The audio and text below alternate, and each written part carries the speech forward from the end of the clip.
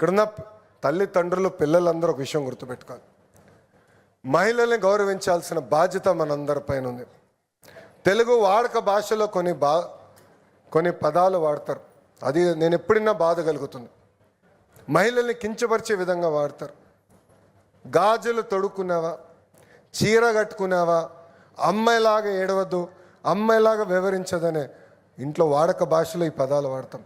దీనికి full stop పెట్టాల్సిన బాధ్యత ఇక్కడున్న తల్లిదండ్రులు పిల్లలపైన ఉంది. ఎవరన్నా ఈ భాష వాడితే వాళ్ళు ఒకటే చెప్పండి, విద్యాశాఖ మంత్రులు లోకేష్ చెప్పాడు ఈ భాష వాడేదానికి లేదు, మీరు వాడితే హెచ్ఎం గారికి రిపోర్ట్ చేస్తామని వాళ్ళకి చాలా స్పష్టంగా చెప్పాల్సిన అవసరం ఉంది. సమాజంలో ఎప్పుడైతే మహిళల్ని మగవాళ్ళతో సమానంగా గౌరవిస్తామో అప్పుడే ఆ సమాజం డెవలప్ సమాజం అవుతుంది.